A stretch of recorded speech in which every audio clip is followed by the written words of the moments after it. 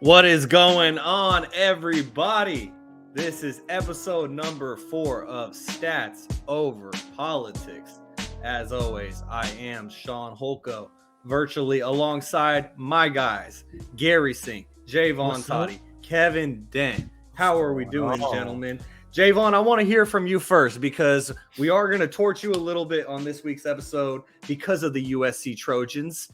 However, we were talking before the show got started, before this live stream started, and I cut you guys off because we were getting towards 8:30. But I just got to know, Jaevon, why is Kevin the Elk Grove hero? Like, how? I told you Kevin was going to leave. See, I wanted to see if he was serious, but Jaevon, nah, he was serious, bro. Come on, bro. Oh man, I don't even know what to say. It's just kind of it's been a rough weekend for me. You know, just it started off bad on Friday for us, so it went all the way in the wrong direction. It's been just downhill for me since Friday, so everything's kind of been my quarterback got hurt again. Like it's just been all the way bad weekend for me. So it's been rough. I've been trying to go through the motions. Caleb Williams, he's still going to win the Heisman. I'm very confident in that still, but we could get into it a little bit more. But that's kind of where I'm at with it right now. For sure. So Kevin, despite the dramatic exit, Jaevon did not want to reveal the origin story of the nickname. So we're just going to keep it pushing. Kevin, how we doing, bro? I'm doing well, man. Can't complain. Happy to be back with my boys. Hey, I appreciate the dramatic exit. That was very nice. And Garry, how we doing, bro? What's up? What's happening with the guys, man? Hold on. Y'all notice anything new today? I just got a little bit of a haul today. You feel me? A little bit of a little Steelers haul how to get from Black Friday. You know what I'm saying? We won this week. I can be a little happy. Can I be a little happy, you guys? Can I be a little happy? My team just hates losing. Y'all are supposed to be winning right now. We not, bro. I hate my team for winning, but it's okay. I got best of both worlds. I got the Kings experience. I got my Steelers experience. You know what I'm saying? So it's all good. Hey, did you guys see that video of Mike Tomlin where a fan tried to say, "Hey, Mike Tomlin, how's it going?" And he was like, "We're working out here." In as many words, he said, "I'm working. Leave me alone," and he kept it pushing. So, but I mean, they won, so that's all that matters. On this week's episode of Stats Over Politics, we're going to primarily talk about college football because there's a lot going on with college football this past weekend and what we got going on in the next month. But before we get there, we're going to talk about the Kings' 3-game winning streak. The Kings are streaky, as last week they were on a 3-game losing streak. This week they're on a 3-game winning streak. Before that, they were on a 7-game winning streak. So super streaky Sacramento Kings. We're going to get into that. And then we're also going to get into the NFL and the week that was, including Jimmy Garoppolo getting injured once again. So, gentlemen, let's not waste any more time. Let's get right into it with the Sacramento Kings. As going into last week, after last week's episode, the Kings were going to be taking on the Pacers in that super emotional game against Tyrese Halliburton, Buddy Hield, returning to Sacramento. And the Kings, they absolutely obliterated the Pacers, winning 137-114. Then they go and play on the road in LA against the Clippers without PG-13 and Kawhi, but they take care of business 123-96, which in the past, typically Kings teams don't take advantage of teams without their star players. So it was good to see the Kings do that. And then on Sunday, the Kings came back home and they beat the Bulls 110-101, even with Zach LaVine dropping 41 points. So, Jaevon, I want to start with you. Why do you think the Kings are so streaky as they had 7-game winning streak, 3-game losing streak, and now a 3-game winning streak? I mean, it kind of all rides on their all-star players, Domantas Sabonis and De'Aaron Fox. We saw Malik Monk put up 30 points in one of the games, but De'Aaron had 11 points. Like, that just can't happen. When you have a guy coming off the bench who's dropping 30, De'Aaron usually averages anywhere from like 24, 26 points a game. Sabonis usually has to average, I'd say, anywhere from like 19-ish. He has to usually clean the glass with about 12 rebounds. Is usually what he averages. The Kings just when they're playing in these, when they went on that 3-game losing streak, you kind of saw teams putting up 105, 110, 120 and stuff like that. So it's kind of just like there has to be some consistency on the defensive end of the floor. And I think De'Aaron Fox, who is kind of in that all-star conversation this year, and Domantas Sabonis have to play well in some type of way. It's extra. It's on top action when you get a Malik Monk in double figures, when you get a Kevin Huerter that hits 5 threes in a game, when you have a Davion Mitchell locking up their best defender. All of that on top is extra, but the main course, the foundation of the team, De'Aaron Fox and Domantas Sabonis have to play well. And I just think in that little 3-game skid, they weren't playing well, with the exception of, I'd say, in the Boston Celtics game. De'Aaron played well in that game, but they kind of just got edged out at the end, kind of just, lost control of the game at the end of the game. But with the exception of that, on that 3-game losing streak, they were De'Aaron Fox and Domantas Sabonis weren't really playing well in that sequence. Yeah, and Malik Monk, your favorite player on the monster, Kings, Jaevon, The the monster, the monster. I'm hearing a lot. Pump fake. Oh yeah, and like I'm hearing a lot of people say like, oh, so many people were wrong about Malik Monk, and I'm starting to think back to myself because I'm like, okay, do I stand by the fact that I said he's not a monster? Me and Kev used to watch him in high school, like his highlights all the time. We used to always watch his highlights. So Jaevon has known for years. So Kevin, do you think, I've heard a lot about Malik Monk being the glue to the Sacramento Kings team, and if you had told me that Malik Monk was the glue to a team, I would assume that team was going to be well under 500. But yet this team is the opposite, and they're playing extremely well, and they're on a 3-game winning streak. So what have you liked that you've seen?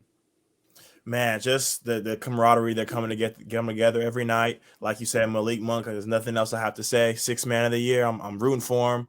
The first game of the 3-game road streak was Atlanta, back-to-back. It was just an ugly night from the jump.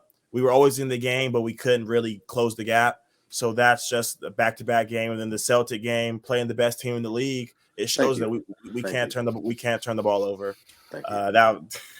Anyways, the Celtics are playing on a whole nother level. That it's still unexpected, still not good for us to lose, but we can't complain. But then the Suns game, we had that game. We really should have won that game. That game hurt. I didn't know that Devin Booker had 44 at the end of that game. That was insane. I did. I saw all 44. Just the first 2 were really bad. But we showed that we can rally. That should have been a 2-game losing streak, but it came down to the last minute, so I can't complain. And then, like Toddy mentioned, we can't let Book go off for 44. And a game without Chris Paul, that was definitely a game we had a chance to win in. And so, Gary, how about you? What were your thoughts on this Kings recent 3-game winning streak? Man, I think the Kings, again, like I talked about last week, we're going to be streaky, guys. I think a little bit in the beginning because we're still trying to get our feet under us, but I think that we're a good type of streaky where we're trending upwards. But I'm going to have to disagree with Vaughn right now with this De'Aaron Fox slander. Not only slander, I'm like, I agree with you, Vaughn, that he's going to have to play right and have to play up to a standard, him and Sabonis, because they're both the engines. But at the same time, I'm actually liking how I'm seeing Monk step up. A Davis night, TD night, a Metu night, a Trey Lyles night, a Herter night. Like, that's going to be good for us because it's going to give these guys confidence and when it comes playoff time to be deep, and so I think that's going to really help us because we don't got 2, let's be honest, De'Aaron Fox is great. He's playing great right now, all-star caliber type player, but we don't have a LeBron. We don't have a KD type player where it's like, give him the ball and go and get out the way and score 50 and just right here, everyone just play the roles. Like, it's going to be good for everyone's confidence if we can be lethal in many different ways, especially the offense they're running. So I feel like, yeah, you're right.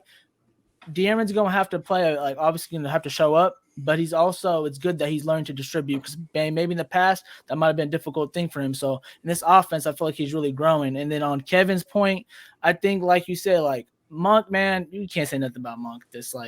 He's just a spark plug right now, Shaun. It's just simple as that. I never knew that you could just see it in him right now. I think you can see he's growing. He's in his 6th, 7th year. So I feel like they're all just clicking all cylinders. And I just think they're really the ceiling hasn't hit yet. So it's actually good that the Bucks is having bad games and we're still winning. Because, maybe back in the past, we'd be dropping these games left and right. So that's what I'm saying. I feel like they're, winning tight games and they're, building that camaraderie when it comes playoff time. When it's like when we're going away and it's the playoff atmosphere, it's going to be pretty tight right there. None of these guys have been in that moment. So it's going to be good for us to see that right now. Yeah, personally, I was really impressed by the weekend in general because beating the Pacers and breaking that losing streak is one thing because that was an emotional game. And that the rest of the guys, like Harrison Barnes was one of the only players to truly admit that it was an emotional game going into that Pacers game. And so getting that win is one thing. But then actually going to LA and not letting up against the Clippers team that were without their 2 stars, which we have seen the Kings are notorious for doing in the past as they play to the level of their competition. And so they were able to get that, but then they came back home and got a win in a back-to-back against a team in Chicago that is going to make the playoffs most likely in the East. So it's been a good 3 games for the Kings so far, but Chicago now playing they like shit lately. That's all. yeah, but it's going to be They have a a long little season, troubles. though. They have a little trouble. They're not taking enough threes. They got a lot of troubles, but they got 2 all-star guys that they played pretty solid defense against. They already got DeRozan and Vucevic in trade talks with the Lakers. I mean, everyone's in trade talks. I mean, everyone's trade Lakers. That's all year. Come on now. Yeah, That's the Lakers are annual constantly thing. in that rumor mill. Exactly. And so now the Kings, they Don't be go on a surprised real 6. quick. Yeah. Tonight you're gonna see LeBron quote, "I might go to Cleveland." Like you might see that tonight. Who knows? Come on now. LeBron want to mix it up, make it Coming fun for us. home. Yeah. Well, that was the thing about LeBron's extension that he signed before this season that was really interesting is because everyone really thought that was a real possibility, but then he signed the extension. Now, who knows? But we'll see. Anyways, speaking of Cleveland, the Kings are going to be playing in Cleveland on Friday night as a part of this 6-game road trip. That's going to be the second on this 6-game trip. But guys, over the next week until we meet again and chat about the Kings got 4 games. So they play tomorrow night at Milwaukee against the Bucks. That's going to be tough. Yeah, Jaevon putting up the big L. Yeah, it seems likely. Then the Kings play at the Cavaliers on Friday night. You have to imagine that the Cavs are going to probably get their get back from when the Kings beat them in Sacramento. So that's another tough game. Then they play Sunday afternoon against the Knicks, Sunday night on the East Coast, but Sunday afternoon for us. Jaevon says that looks good. And then finally, next Tuesday night, a week from today, the Kings play at the Philadelphia 76ers. So we're going to reverse the order on this one. Gary, give me your prediction on the Kings' 4 games over the next week. What's their record? Guys, I got 3-1, and they lose to the Knicks. They'd be all the good teams. Watch. They'd be all the good teams because I feel like we're getting close. We're stepping at that point. It's going. The Knicks Randall actually cooked us last year at home. He almost scored a 50-piece. So I wouldn't be surprised that him and Sabonis are a good matchup. So maybe they can cause some trouble here. Milwaukee, I feel like they just lost to Lakers. So obviously they don't want some blood right now. But I feel like the Kings, that's the good thing about our Kings right now, you guys. We match up so good against everybody. Offensively, we're cooking all cylinders. And like Vaughn said, De'Aaron and Sabonis sometimes are having bad games. So I feel like right now, this is a perfect test for Sabonis. You're going against Giannis. You're going to go against the Twin Towers in Cleveland again. You're going to go against hopefully Embiid if he's playing. So you're going to go against some big guys, which are really only going to be in the East. So it's going to be a good test for him. So if he can go 3-1 and he can carry his own and show that he's going to be a problem when he comes out there too, instead of the opposite of these guys are coming here to cause a problem, I feel like our King is going to be coming back home with some sugar, man. Come on now. Light the beam. It's going to be feeling good. Yeah, I'm like that. Better light the beam on the road. I know they've been doing that. I was hoping it wasn't just a home thing. Let's light it every time we win. Come on now. Every time we win. It's pretty interesting. Yeah, I saw the beam was well lit on Saturday night after that win in LA on Saturday. So Kev, on you. How do you think the Kings are going to do in the next 4 games? So last time you asked me this question, I said 3-1, and we started a winning streak. So I'm a double down, man. I'm 4-0. I think we're gonna go 4-0. We've been playing really well. Giannis is a monster, but it takes a team. And if where the defense, he's coming back, he's still warming up, and De'Aaron Fox and Drew are gonna battle it out. So it really just comes down to Giannis. Milwaukee has a great supporting cast, but I just think the way we're playing right now, we're gonna roll in there and win. That's probably gonna be our hardest game. I don't see the Knicks giving up much of a fight, and the Sixers are the Sixers. So we don't know who's going to play from night to night. So we'll have to deal with that one. But like Gary did say, it's going to be a big test for Sabonis. On the defensive end, he's going to have to lock up and do what he can do. He showed against the Cavs last time that he can do it. And every other now and then he'll show up and he'll bang. But now he's the top bigs in the league. We're going to have to see him bang. I'm here for 4-0, baby.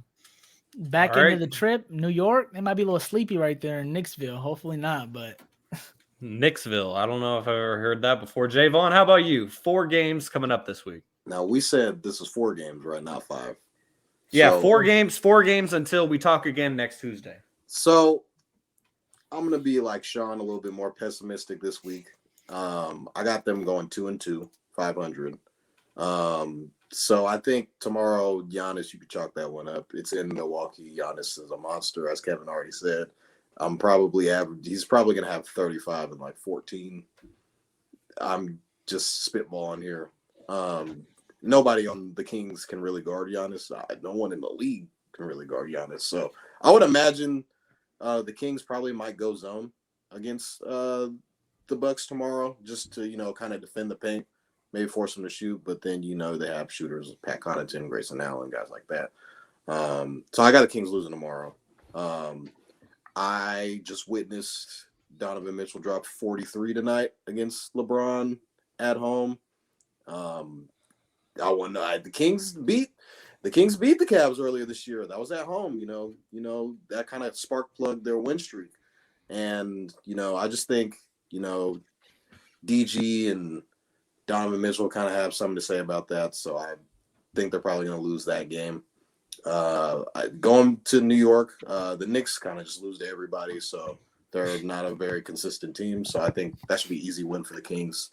And the Sixers game, I think the Kings will win that game as well.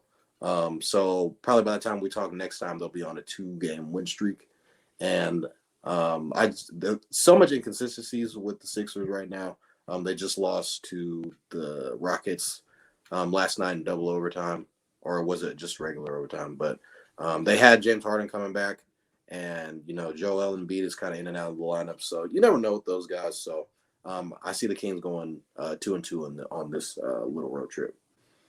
Yeah, I do as well. I think you and I are spot on for that, Jaevon, because I don't see the Kings beating the Bucks. I mean, my guy, money making Middleton, as Kendrick Perkins likes to call him. He's back now with Milwaukee. They got the three-headed monster out there. And like you said, who's going to stop Giannis is the question. And then getting to Friday night in Cleveland, I chalk that up as another L because, like I said, I think Cleveland's going to get their get back. But, hey, against the Knicks, as long as you don't play down to your competition level, then you should win that one. And then, like Kev said, you don't know who's going to be playing night to night. I think, Kev, you said that, or Gary. Oh, yeah. So, you don't know who's going to be playing night to night with the Philadelphia 76ers. Like the Bucks and the Cavs are like the two best teams in the league, like one of the top teams in the league. So it's not like you're losing to freaking some slapdick team. And it's not like we already beat the Cavs. Hey, I think it's like a flip and a coin. We lost a few tough games at the beginning. Now hopefully we get the other side of the stick and win the close game. So shock the world, baby.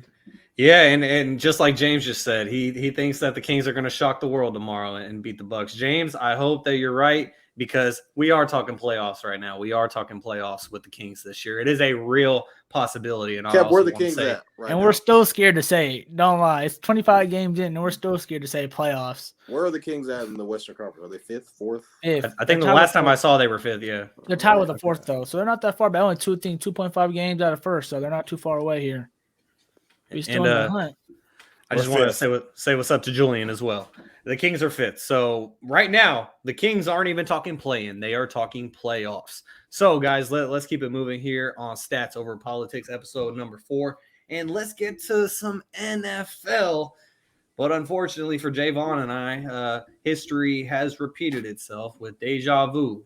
Jimmy Garoppolo is once again injured. However, the initial report sounded horrible that he was going to be out for the year with a broken left foot after the Niners got a 33-17 win against the Dolphins this past weekend. They thought that Jimmy was going to be out for the year. He was going to have surgery. Now Adam Schefter comes out this afternoon and he says maybe he'll be back in 7 to 8 weeks. He doesn't need surgery. But nevertheless, the 49ers are without both Trey Lance and Jimmy Garoppolo now for at least the next 7 to 8 weeks, it seems. So, Jaevon, I'm going to throw it to you first because you are a 49ers fan, as well known around these parts. And so it was a big win against the Dolphins. The Dolphins are a good team. The Niners defense made Tua look like Tua of last year before Mike McDaniel came to town. But yet the Niners lose their backup / starting quarterback. And it's crazy to me because there's always been so much talk about Jimmy Garoppolo not being that great and not being the guy to get the 49ers to the promised land. But now that he's gotten hurt, everyone and their mama, at least in the national media, is saying that the 49ers, their chances for this season are completely over now because Jimmy Garoppolo was the answer. So what are your thoughts on this whole conundrum? Well, I was kind of confused when it first initially happened. I was wondering like what was happening. Like Jimmy's not out there. It was like the first series he got hurt. And then I saw the replay and I was like, oh, he like snapped his ankle or something. Like it just looked bad. Looked like he broke something. And I was like, all right. So that means Brock Purdy's coming in. Yay, Brock. And then, I kind of saw him. He started to play. And he was making some throws, and I was like, okay, Purdy, sitting in the pocket, he spun into a sack, albeit he looked like a rookie at first, but he kind of had to settle in. But then when you got guys, when you just got Pro Bowlers on your team, when you got Kittle, when you got a Deebo Samuel, when you got a Christian McCaffrey, when you got a Brandon Ayuk that's making DBs kind of shuffle, it's going to be tough. Albeit he threw an interception to, one of the best corners in the league, Jaevon Howard. He was making some throws. He kind of was. I was a little scared at first when he was like rolling out and throwing across his body, like, Jesus, just throw the ball away or slide or just figure out how to get rid of the ball. But this is his first game action ever. He was literally the last pick in the draft. He never thought he was ever going to see the field. There's a stat that he's the first Mr. Irrelevant to throw a forward pass in the Super Bowl era. Albeit he won the game against one of the best teams in the league. You're going up against, a Tua, and the Miami defense is no slouch. You got guys like Bradley Chubb, you got Jaevon Howard, you got Javon Holland, you got, pretty solid defensive players. And I thought that Brock Purdy kind of stood in there and he held his own.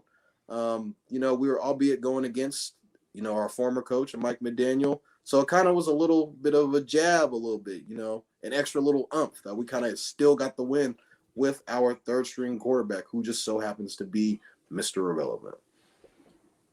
Yeah. So, Kevin, now what are your thoughts? Because I know that you were never really a believer. Oh, he's ready. He's ready, ladies and gentlemen, for our audio viewers. He just cracked his knuckles. But you were never a believer in the 49ers led by Jimmy G or Trey Lance for that matter. So, I mean, I don't think I can necessarily ask you, are the 49ers done now that Jimmy G is hurt? But just what are your overall thoughts on this situation? Whew, it's a rough day to be a Niner fan, I'll tell you that. You guys are bringing in Josh Johnson and just doing whatever you can. We got Toddy talking about Cam Newton in the group text. So Toddy can sit here like beats a big game like he's all about Purdy, but Toddy was throwing all types of names in the group text as soon as it went down. But Drew Brees, Phillip Rivers, like Jesus Christ. That was literally when it happened. Like, might as well go get Tony Romo behind the broadcast desk. Go pick him up. Our coach even said, "Is Joe Montana? We got to give Joe Montana a call. Somebody or Steve Young." I thought it was gonna be Baker. I thought Caleb Williams was gonna come out early. I don't know what was gonna happen. We might go say Kev. But like Toddy said, the Niners are as much as I hate to say it, they're a well-oiled machine. Like Toddy said, you can throw another quarterback in there from like you saw from Trey Lance to Jimmy G, and nothing falls off. So Purdy, like Toddy had to say, being Mr. Irrelevant to even study the film because you're not going to play. You guys understand there are 259 players drafted every year. He was the last person, and he was 259. Homeboy went to the game like, oh, there's no way I'm playing. No way. But 259, you still made it though. Yeah, you still made it. So credit to him. And at Iowa State, he was actually pretty good. I had to look up his stats because I was going to come in here and flame him. But I mean, paired with Breece Hall, he got a scholarship to Alabama. I saw that. Yeah, and they said that he did. He actually declined it. Yep, I seen that too. He went to Iowa State. So that was actually crazy. Yeah. So I mean, the more you know. See, you guys got the weapons, but at the end of the day, everybody knows it's a quarterback-driven league. And I think next week it's going to show. To compare him to Tua, it's okay. Tua's Tua, but Tom Brady, and let me rephrase, single Tom Brady. Oh my gosh, he's undefeated. I think, or he's undefeated. He ain't losing no more. Like yeah. Got rid of them kids and that wife. No more distractions. I'm not nervous. He crazy, okay? He didn't get rid of no kids. Yeah, and also our guy Manny, he brings up a good point because people forget that Jimmy G took the Niners to the Super Bowl and to an NFC Championship game. You guys always remind us. Well, I mean, I think that Manny's comment was directly to what I said about how, like, now that Jimmy G got hurt, that everyone thinks the Niners are completely done. But, like, were they really in a great spot before? Because, Gary, I know that you also were a non-believer when I was saying, will the 49ers win the NFC now that they have CMC and everything? So, for you, Gary, do the Niners have a shot at least winning a playoff game this year now? Kevin, this is sad to say, but I really hate saying this, but you guys still got a chance. That's the thing. Like, you guys' team is still good. Like, your team is – they're not done, Kev. I'm sorry. I really want them to be done. A chance to do what? You got to specify. A chance to do what? I asked him if they would win a playoff game. Will they win a playoff game? Oh, yeah, they can do that. That's fine. Okay, that's what I'm talking about. I mean, in my mind, you're right. Let me specify. NFC Championship game. Can they still get there? Yes. You know why? Because their team was never built, like we said, around the quarterback. Their team can carry Jimmy G or carry anybody else. No one, they're not Patrick Mahomes type team. They're not Lamar Jackson type team where he's doing that person right there is doing the carrying. So I think that's one thing good for the Niners. But let's see now. I don't think the Niners. But who do you guys go against? Oh, my cousin just hopped in the chat. Mr. Cowboys himself. I was about to say. Boy. To be honest with you, like.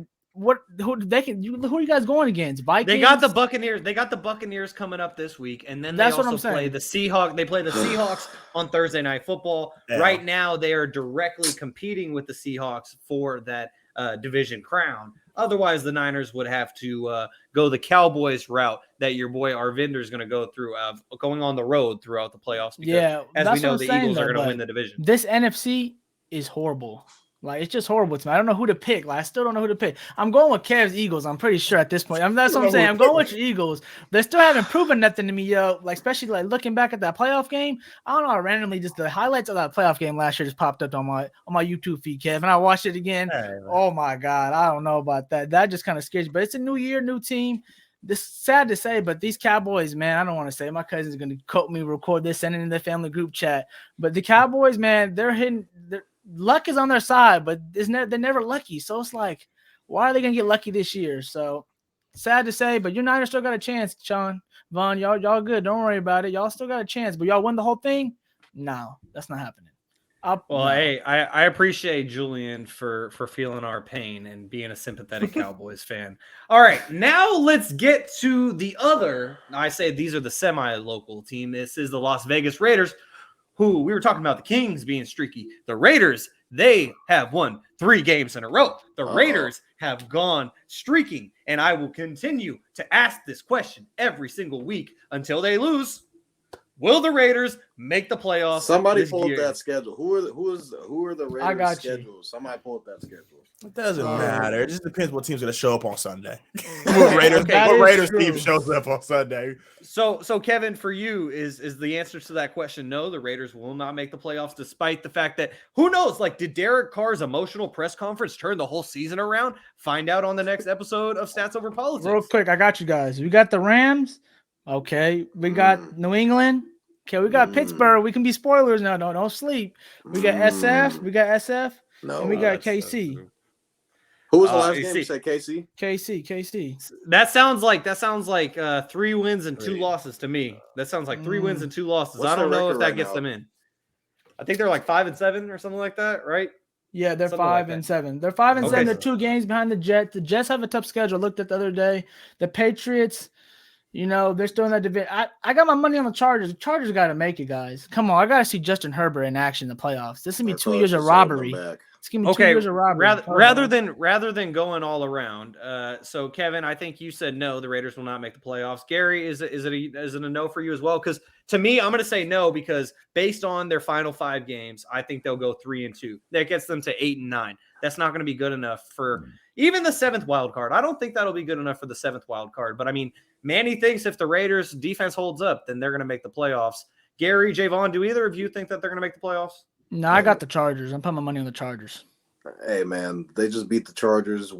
I saw Devontae Adams unstoppable these past couple of weeks. This is the Devontae Adams that we all know and love, albeit he is on a team that has a losing record.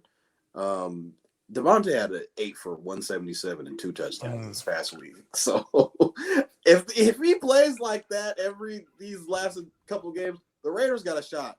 And albeit, Manny, if this Raiders defense does hold up, we kind of saw if we see Max Crosby, if we see Chandler Jones, if these guys are able to cause havoc in the backfield, the Raiders have a shot. But their DBs are atrocious. Like, they're just bad, man. Like, their back seven is not good at all. But albeit, I think the front seven is pretty good. But I think their offense is kind of starting to click a little bit. Josh Jacobs is almost averaging like 100 yards these past couple of games. If he's able to get 140, if he's able to get 140 these past, and the offense is coming from two guys, Josh Jacobs and Devontae Adams. Imagine if they would have had Hunter Renfrow and Darren Waller. If these guys were able to play anyone. If that core four is able to be there, this Raiders team probably would be in the playoff race. I think earlier in the year, they kind of got up to a really slow start, and the Raiders are kind of just now starting to catch up now. So I think it's too little too late because of the last 5 games of their schedule. I think they're going to go 3-2. I think they'll beat the Pats. They'll beat the Rams next week. So it's just the AFC is tough. You got Burrow, Herbert, Allen, Lamar. Lamar's hurt. So now we'll kind of see, do the Ravens. Harbaugh said that the Ravens or that Lamar will be out about 1 to 3 weeks. So we'll see what the Ravens look like in those incoming weeks. But Hundley, I think he's kind of has a little bit there. He's able to keep the team afloat. He is not Lamar Jackson. So I think the Raiders are going to need help for them to be able to get in the playoffs. But as of right now, I'm going to say that the Raiders don't get into the playoffs. Who you got getting in there, though? Say that one more time. Who you got going to the play? You got the Jets, Patriots, Chargers, or Raiders? Or you want to maybe say my Steelers? You look at our schedule, you guys. Hey, we're only 2 games back. Kevin, come on, yo, don't be rolling your eyes. I'm telling you, like the delusional Niner fans over here. Man. We got Carolina, we got Ravens, 2 games. The rest 3 games right there. I gotta go with the Jets right now. I think that their defense is Mike White. Their defense is like literally almost unstoppable. You got Sauce Gardner. He's a rookie. He's shutting down top players. Albeit that he went against Justin Jefferson this week, so he got a little bit of a wake-up call there. But their D-line, they have our old coach, Robert Saleh, who's a defensive genius. So the defensive side of the ball is taken care of. I think right now the Jets are kind of just they need a quarterback. Zach Wilson isn't it. They're kind of starting to wave their white flag on him, even though Robert Saleh said, Zach Wilson, he's not done with, this isn't his last game. But you got guys wearing Mike White shirts. The players, the fans, they're all taking on Mike White. And Mike White, he's not really, I don't know if he's the long-term answer, but he's getting guys like Garrett Wilson the ball, Corey Davis. We saw Elijah Moore make a kind of a special guest appearance. They did lose their star running back in Breece Hall, and he was kind of, they didn't really know what to do offensively because the quarterback was giving the other team the ball. You couldn't put up points. And then he was saying, I don't think it's my fault that my team's losing. And you're not putting up points on offense. With Mike White, they're putting up points. Mike White didn't really make plays in the red zone because they got to the red zone 6 times and they didn't really come up with touchdowns. I think if they're able to find a way to score in the red zone, they'll be fine. Garrett Wilson is a, potential offensive rookie of the year candidate. Elijah Moore is a dog. I think Corey Davis is a guy that can get open in space. I think if their defense is just too good for them not to get in. So you got the Jets. I said the Jets get in. Okay, so now I don't know if you guys saw the news of the Titans firing their general manager. I believe his name is John Wilson. Mm-hmm. And I have a lot to think that it has a lot to do with this past weekend when the Eagles defeated the Titans 35-10. And A.J. Brown, former Titans wide receiver, had 8 receptions for 119 yards and 2 touchdowns on 10 targets. So, Kevin, I asked this question of you. Do you think that A.J. Brown's performance this past weekend is the reason why John Wilson got fired? It had a big part to play in it, but I don't think it's the main reason. You can just tell they've been making a lot of bad decisions in the drafts, but definitely Trey Burks to go out there and get hurt, and you see A.J. Brown step out of bounds on a touchdown and then run the same play to the opposite side and score a touchdown. It was a big slap into the face into the Titans. So that it definitely played a role in it, but I definitely don't think his performance was the whole thing. Gary, how about you? Do you think that the owner seeing their former star player absolutely cook them? Like, because I mean, AJ Brown had me laughing. I'm sorry, Gary. I'll just say this: is that AJ Brown had me laughing my butt off because after one of his touchdowns, his celebration was whipping the goalpost. And after they asked him about it, he was like, "Yeah, I still love you, but I got to give you this whooping." But then I gave you the hug at the end because I still love you. And I just think that the Titans ownership just had enough. Yeah, if you can talk about a revenge game, AJ Brown came with an A+ revenge game right there. That's how you come back for against your old team right there. But I think really, like Kevin said, they fired their GM really multiple different reasons. A couple of drafts they were able to hit. They really haven't found. I know Tannehill's been doing good. They really haven't found their quarterback yet. They lost a big play receiver. So I feel like there's some big things here that are not. I feel like the GM and the head coach are not on the same line about, because I feel like their head coach is one of the best head coaches in the league, and their team always fights, and they're always in these dog games, and they always got a chance. So them just getting blown out a few times this year and just not getting over the hump, I feel like it's probably about time for the Titans to make a change and really just try to find a quarterback, because they got a lot of talent on that team, man. I'm telling you, that coach brings a lot of grit and grind. His team is always their team always is riddled with injuries the last 2 years. So them always just being in the hunt, where they're at right now, is a big, congrats to them. And you got to give some credit to the GM, obviously, because he put it together. But I think when you start getting to this level, like kind of like the NBA and the Jazz, like we start getting to that level where you're knocking on the door, but you can't really bust the door open to get to the next level. Some changes got to be made. And sorry for the GM of the Titans. That's what had to happen to him. Our guy Manny on YouTube said getting rid of AJ Brown was stupid for the Titans. It's not like they had a great number 2 wide receiver, because think back, Julio Jones, now he's with the Bucks and he's not really even doing that much either. Jaevon, how about you? Do you think that this was just kind of a culmination of things, or do you think that this big game from AJ Brown just kind of put it over the edge? Absolutely 1,000%. AJ Brown is one of the top, you could even argue he's top 5, one of the top best receivers in the league. AJ Brown is a part of your offense that makes you score points. The Titans aren't able to move the ball right now. He has more touchdowns than the receivers on the Titans. And you can go back to last year. They had Derrick Henry, albeit it was before he got hurt. AJ Brown, Julio Jones. Just that accumulation of just guys and names, that was kind of their offense. But then Derrick Henry gets hurt. Julio Jones is out. And now it's kind of like, all right, who's going to get the ball?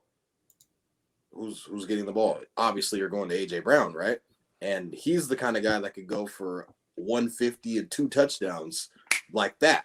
So when you trade a guy, and I think there was some confusion on draft night when you were like, okay, A.J. Brown, he's kind of one of those guys that wants to get a new deal. He wants to stay in Tennessee. They showed the reaction of when they announced the trade to the Eagles. You kind of saw the head coach, Mike Vrabel, kind of get up and was like, okay, what the fuck's going on here? Like, why? He came out and said, I'm not trading AJ Brown. He said that. You can go back and look that up. AJ, why would you even think about trade? Just pay the man. He's one of the top receivers in the league. Why not? And then he goes to a Philadelphia, and he's with a Jalen Hurts.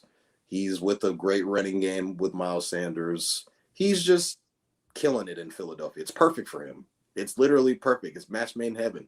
And he's showing you why. And it didn't help that he had, Kev can probably give me the stats here, but he had 2 touchdowns. Again, he could have had 3, but one of them got called back.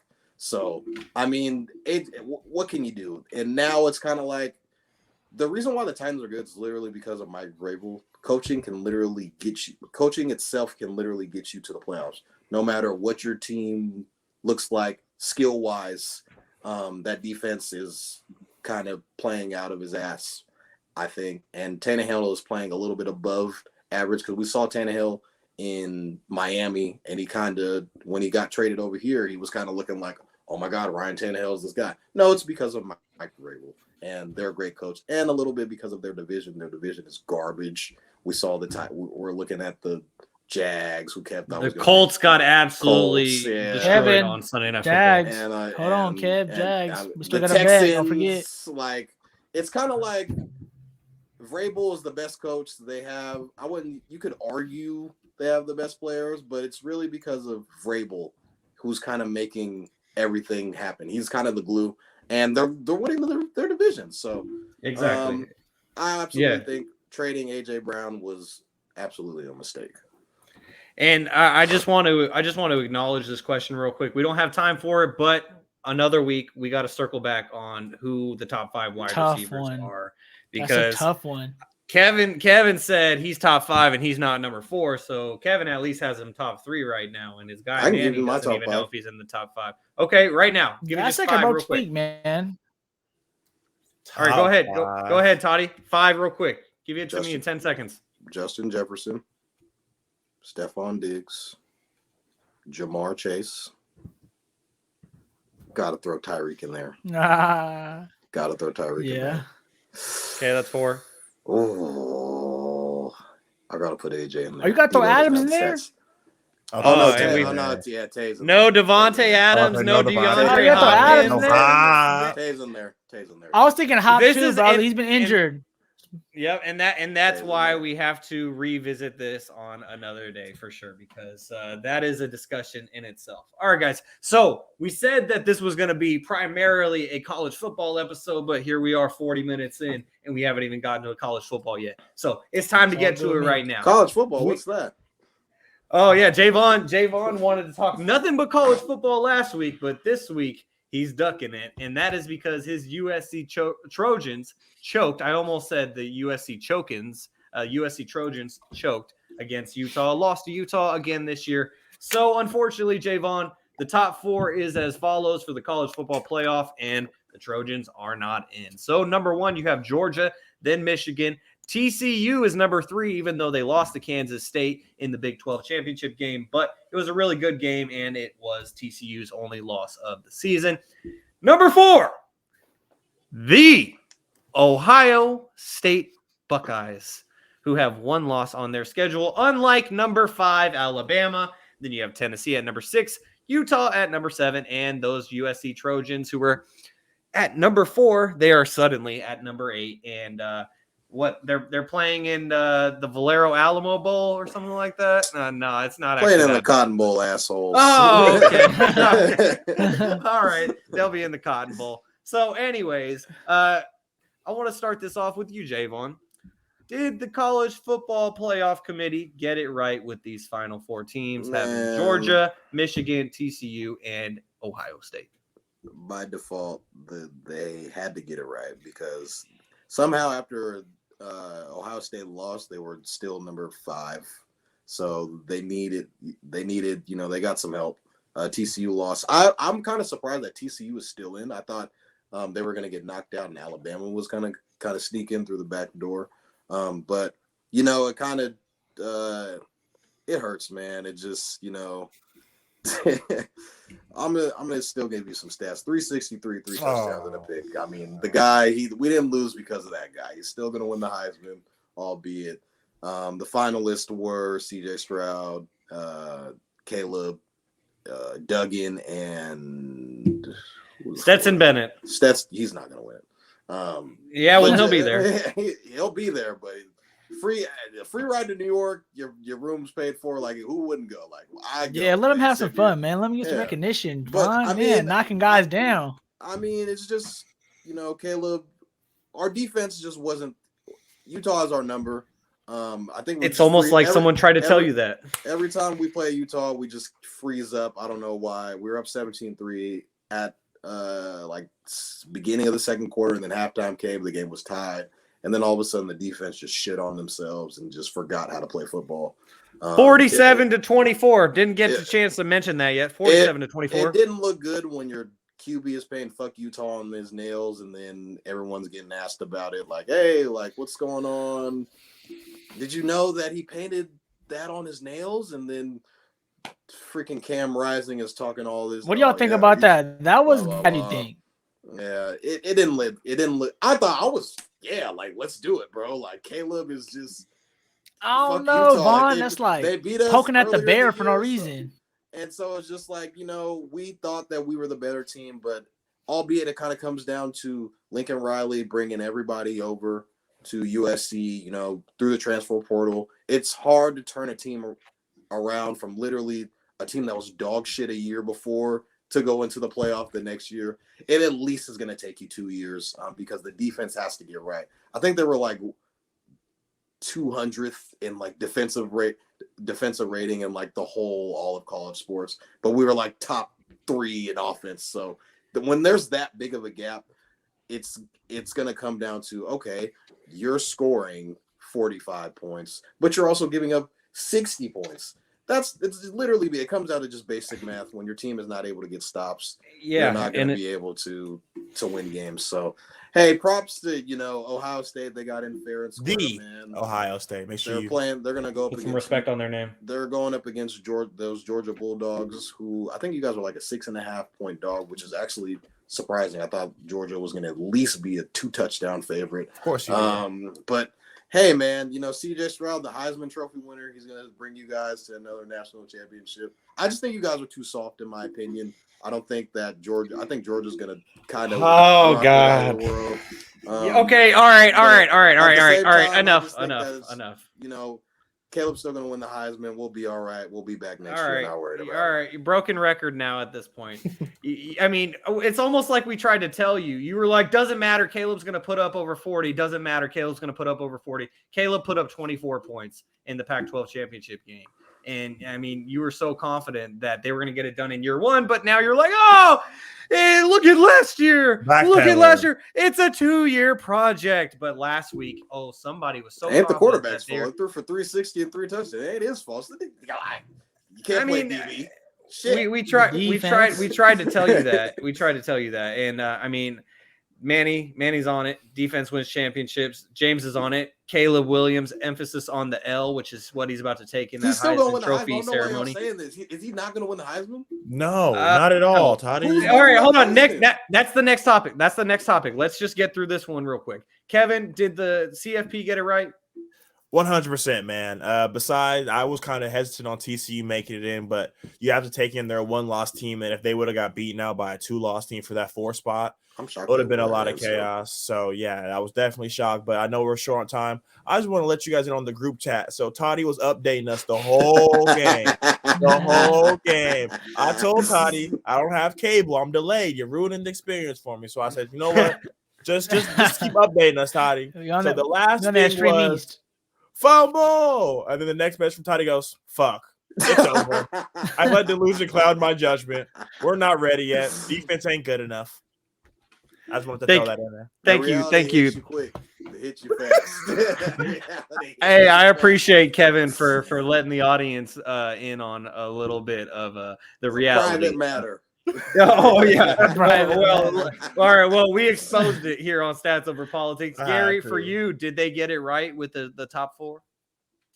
Yeah, my general knowledge of the college football. I like to play a little DA, devil's advocate with you guys. I don't know. Okay, record-wise, I've been looking at a lot of stuff today. Record-wise, obviously, I feel like they got it right.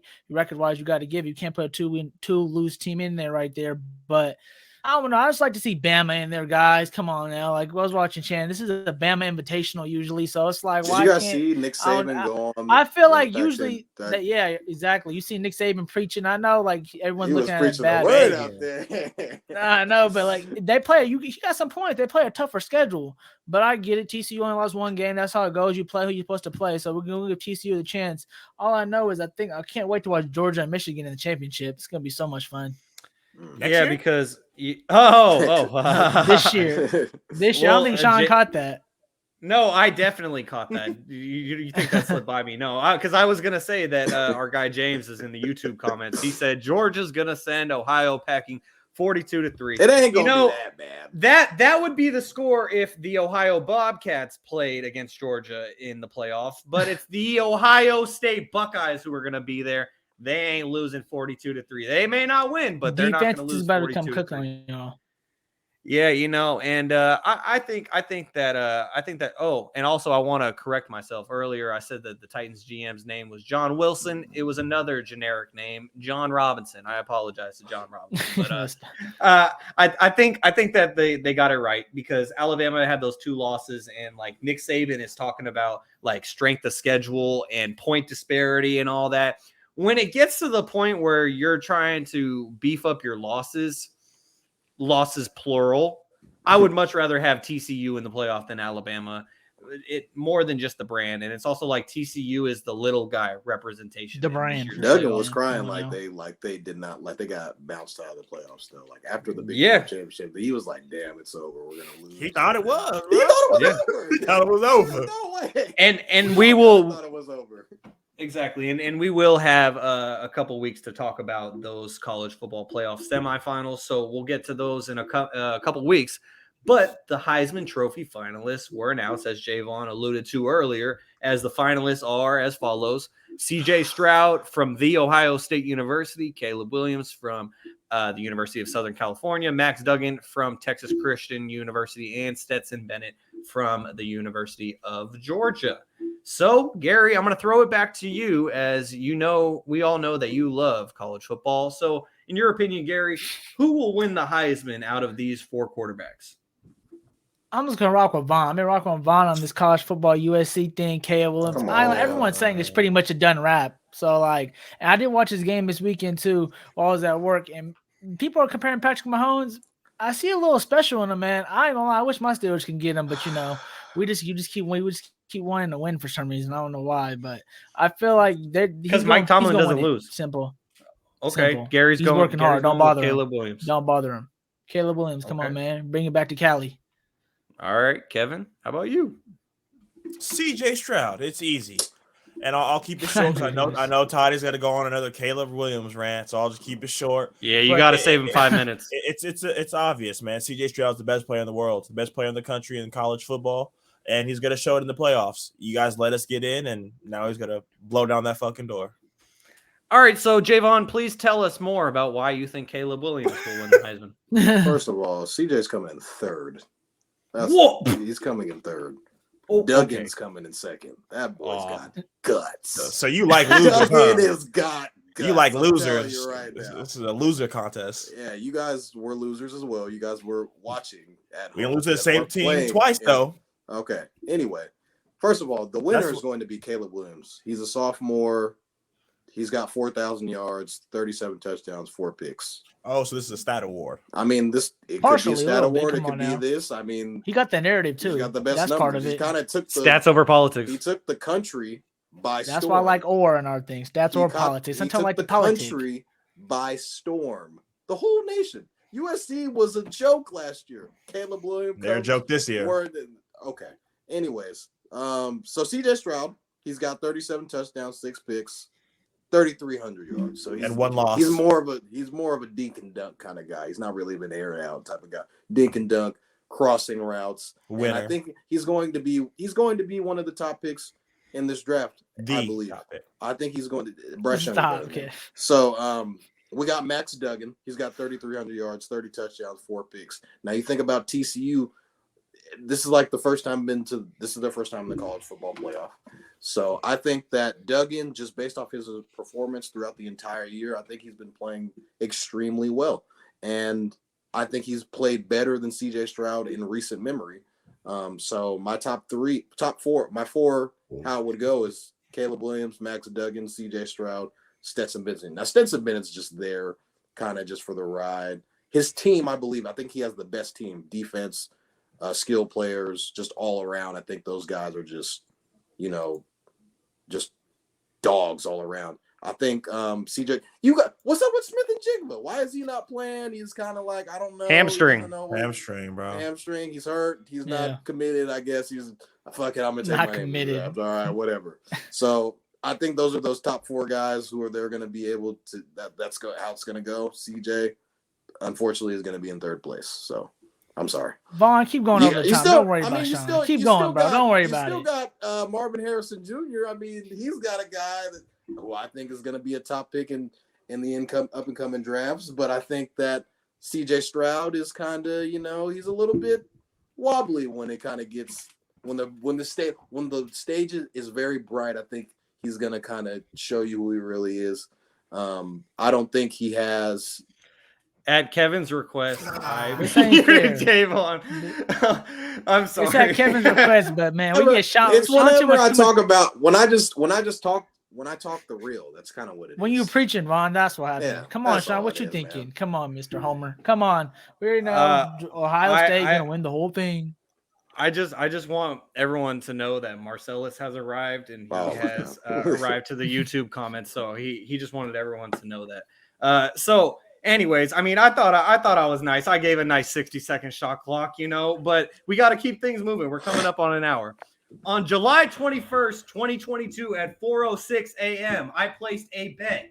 This was a bet on the Heisman Trophy. The odds were plus 200 for the favorite, and he is going to win coming up at the end of this month, and that is CJ Stroud from the Ohio State University. He was there last year, and then he lost. It's not this year. He was the first loser. Yeah, just like you were talking about your Trojans, I know. And so anyways, he was the first loser last year. He's about to be the winner this year, and Caleb Williams is likely going to be in that same scenario next year when the Trojans might actually make the playoffs. But as Marcellus knows, that USC are the biggest frauds of the year. Oh, my God. If you ask me, I'd probably say the order would be CJ Stroud. Who's winning the Heisman, though? I do think that Caleb Williams will get second. I got CJ Stroud, Caleb Williams, Max Duggan, and then Stetson Bennett. He threw 700 more yards than this guy. I'm hearing it's a landslide for Caleb Williams. What are we talking about? Like, it's not even close. It's not Gary close. has sources. Gary has sources. I've just been seeing all these Mike Pine Farm and all these college networks are all saying that he's winning with a landslide. So I'm like shocked right now. It's big homerish. It's feeling big homerish right now. We could let Caleb get his war, get his hype up, because next year he'll be the second best quarterback in the Pac-12. So we can let him get his hype going. Maybe into next year. You know what's so funny? I know exactly. Shador Sanders, baby. Taking over the Pac-12, baby. Colorado winning it, baby. Yeah, James is going to be next. It's going to be Yeah, we didn't win the Heisman next year. You want to know what's crazy? Yeah. Shaun didn't even give us Deion Sanders, I trust.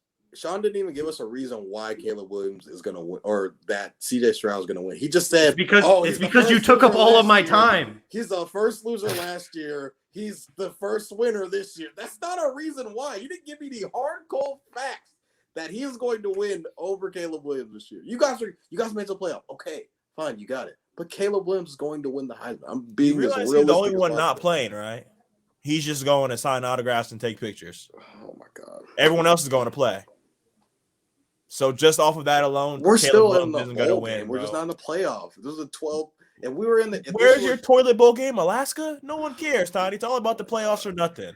If it was a 12-team playoff, we would make it in. That's what he was about to say. If it was a 12-team playoff, I do want the 12-team playoff. That's gonna be way more interesting. Come on now, you guys. I want the 12-team playoff as well, just so Toddy can shut up, and then USC and Ohio State can play in the playoff, and we'll see what happens when USC gets dog walked. Why? Because they just allowed 47 points to Utah. Because we're coming to the Big Ten. Yeah, so you're really not going to the playoffs. So you got 2 more years, and then it's a wrap. We're gonna be Big Ten champs. Y'all gonna be the next Northwestern. We're gonna be the best team in our division, and then it just won't matter after that because we're coming to the Big Ten with open arms. We're gonna have the best recruits. People are gonna want to come to LA. They don't want to go to cold ass Columbus. They don't want to come to LA. They want to be with Snoop Dogg. I mean, what are we talking about, man? I'd run away from Utah if I were you too. Okay, yeah. All right, and since Gary thinks that Kevin and I are just biased Ohio State fans, I want to get to a couple of the YouTube comments before we move on real quick. Marcellus thinks that Stroud is a fraud. Manny thinks that Caleb Williams will win the Heisman. Because Manny knows football. Like, he played football. He has a football picture as his profile picture. He knows what he's about. Man is a Seahawks fan. He knows. James also thinks that Toddy's a mad boy about the Heisman as well. I'm not mad. I'm just being facts. He wants him to win something, man. Caleb just needs a good win, man. It's been a while. He's going to win it. Kevin, so he's going to win it, yes or no? He had a good year. Come on, kid. Absolutely not. All right, gentlemen. Let's keep it moving. I will just mention as well that I will just mention as well, because you guys alluded to it, that Deion Sanders, Coach Prime, he's now moving on from Jackson State to the University of Colorado Boulder, which is where a couple of my cousins went. So I know that they're happy about it. So good luck to Coach Prime at Boulder. Prime time, let's go. They're about maybe. Hold on. They're about to stomp on USC every year. Every year, boy, until they leave. We're leaving like in 2 years. Okay, so damn. 2 long seasons ahead. So okay, yeah, but on a serious Yo, note, Deion Sanders going to Colorado is huge. He's already telling players on the roster, "Hey man, I'm taking my luggage with me." And it's Louis. I'm taking my luggage with me, and it's Louis. Travis Hunter in the incoming days, who was the #1 recruit, just college football sports #1 recruit, is probably going to transfer to Colorado. There have been 200 recruits asking, "Hey, primetime, you got the running back at Alabama. Hey, Unc, you got a spot for me in Colorado?" Like, Colorado's going to be going up for one sure. of the top teams, like, just in 1 year. I think they're going to see a very quick turnaround. And even with signing day, I think Colorado's going to make a lot of noise. And we know Prime can know how to signing talk. day too. He knows how to recruit for sure. I think that it'll be similar to what USC kind of was this year. Just being able to just have just guys 4 or 5 stars all across the board. I think you'll see a big change in that. But I don't think that it'll be exactly. So Manny said, because of the transfer portal, Colorado has an opportunity to make the play. Literally, it's going to be the exact same thing. I just don't know if he'll be able to change both sides of the ball in 1 year, because it's hard. It's hard to change. Oh, talk from experience, huh? It's very tough to change. It's very tough to change. Hey, Colorado's going to show you the right way to do it. Okay, so anyway, come on. All right. So when USC leaves, Colorado will be the top team in the Pac-12. I think they'll probably be, it'll be Utah and Colorado. Those will be the kind of top guys. But Deion going to Colorado is huge, man. Like, it's going to be a party. Yeah, and we're going to talk about it plenty in the coming weeks as well. So, guys, you may have thought that I forgot, but I didn't. I just wanted to throw you off. Shaun's pop quiz, everybody. Damn. We gotta go. But I already knew you didn't forget. Hey, Gary knew. You guys thought I'm trying to get one. Come on, y'all, throw me a softball. It's time for Shaun's pop quiz, and the last thing that we talked about was the Heisman. So I figured this week I'm gonna make Shaun's pop quiz about the Heisman Trophy. So, guys, we're going to take it back a couple of years, though. Not too far, but we're going to take it back a couple of years. And, Toddy, I'm going to kick things off with you. Who won the Heisman? And, by the way, no multiple choices. Who won the Heisman Trophy in 2005, Toddy? Reggie. How you going to lob him like that? It was Reggie Bush. Reggie Bush won the Heisman Trophy in 2005. So you said Caleb's gonna win it. That's why. Okay, yeah. And so Jaevon, for the full answer to that question, why am I asking you about 2005? Like, what happened with that Heisman Trophy? They took his because he's a Trojan. That's why they took it away. That's the reason why disrespected they took his Heisman Trophy. They disrespected him. And he asked me because he knows he needs that back. I'm not gonna lie. He needs that back quick. He knows. Yeah, and Manny got it. Caleb Williams is gonna. That was a leg this year. So, hey man, do it off the backboard. Let Toddy dunk it. All right, now better be a Buckeye question for me. All right, so Toddy got one. So now Toddy's at a total of 3 points through 4 weeks. Who was the last Buckeye to win it? I'm not sure. 3 point. No. Well, I do know. I do know. No, I know the answer. Kevin, Toddy, just let me ask this question. Kevin. Jameis Winston. Now on to you. Who won the Heisman Trophy in 2006? Shit. No, and Gary, I see you looking down. Don't be Gary. I'm getting a point this week, y'all. Gary's cheating. Gary's Snatch. cheating. Troy Smith, that's me. Yes, I didn't get a chance to answer. Kev, what you were gonna find? We'll be honest. Were you gonna know that one? Honestly, you don't know what I could have guessed. So I deserve to get his question. Go ahead. Okay. Go ahead. All I'll right, take his well, match. Okay, so I don't know if I want to give Gary the point on that. Yes, Gary's it was cheating. Troy Smith. looked it Troy up. Smith. I got Troy it Smith yesterday, won y'all. it in 2006. Troy Smith, Jaevon was the last Buckeye to win it. And that He didn't Jaevon know. literally said it, and I wanted to answer it, but then I was going to be answering my next trivia question, so He didn't know I that. didn't want to do it. So, anyways, Before All Shaun right. looked this up during the week, he had no idea what the last Buckeye was doing it. no, Who is I Troy definitely. Smith? He's a quarterback who played he was a journeyman quarterback. He also played for the Niners We in don't know. 2011, 2012. We I don't know. Sean No, did his okay. research, All right. man. Good job, Sean. Thank you. I appreciate it. Anyways, okay. Well, so how Jaevon, how do you think I should approach this? Should I give Kevin Gary's question now? You got to. You got to. Okay. What? Okay. All right. All right. So who won it in 2007, Kevin? Oh, shit. Vince Yeah. Young? No, looking up. Nope, it was not Vince Oh. Young. All right. And yeah, Gary, that was gonna be your question. So you just ruined it. You for actually yourself. probably would have thrown me a layup. I shouldn't actually wait. That's probably the only Bro, person I would have known. I I'm mad now. literally Tim tried to Tebow. Oh, I my literally God. tried to throw The man I everyone a hate layup this week. I gave tried to me throw each of you a layup. I gave Toddy the USC player. I gave Kevin the Ohio State player, Would have been and nice. I gave Gary It's God's because gift everyone to knows who earth, Reggie Tim Bush is. Tebow. No one knows who A Troy guy who Brown beat is me in the because playoffs it's USC. in People overtime. know Still remember and to this care. day. That's why. Everyone knows who Reggie Bush is. Nobody knows who Troy Brown is. It's Okay, facts. so Jaevon got a point. Are we counting Gary's point? What do we think? No. Nah. He No. Googled it. His face lit up as soon as his phone lit up. Yeah. No, it's true. It's true, Kevin. I saw him looking down, and I knew He was exactly like- what he was doing. He was like, I "Oh, was looking down. I got it was notes Troy here too, Brown." you guys. Come Yeah, on. I got Siri like notes. this. I got notes. Hey, Siri. And see, you guys wonder why the Shaun's pop quiz questions have been tough, because when I make it that easy, shit like that happens. No, But, you gotta know the pop quiz questions Give are give things us a that we do bonus not one real watch. quick. Give us a bonus one. Okay, all right. How about a bonus one? Who won it in 2016? And whoever answers first, whoever wants to answer this one I'm first, gonna look down for you guys. it's out there. Oh. I already know this Yeah, one it's off the just top of Lamar. my head because I saw Lamar. a stat earlier. Lamar. It was Lamar Jackson. Damn, I was gonna say Lamar. too. Toddy really just doubled his points in 1 week. Toddy's up Well, at no, 4 I now. remember because I remember that season when it was Deshaun Watson versus Lamar Jackson. I was like, bro, Lamar is probably gonna do it, but I was like, Deshaun is a cold boy. Like that Clemson team when they won it that year, but then they played at Clemson and like they lost at it was like the final seconds when they lost. But I remember Lamar. It was Lamar versus Deshaun Watson. So Yep, Yeah. exactly.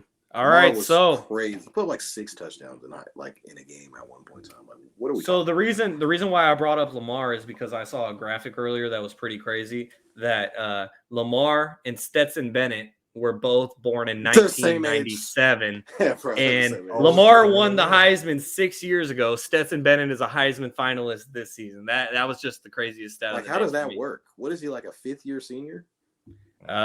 Something like He's that, gotta somewhere be. around there. Yeah, had a red He might have shirt, right maybe out had a of medical red year. shirt. Yeah. Yeah, he's Probably that like COVID year, all- honestly. Oh yeah, all COVID in year. all. Yep. He's like a super senior. Super senior. I felt bad because it makes it seem like you like slow or something. Like, you know, people who's he's saying like, all right, but it's not his fault. Because he's like a red shirt COVID senior. That's like damn near what he is, though. If you think about it, because he got an extra year.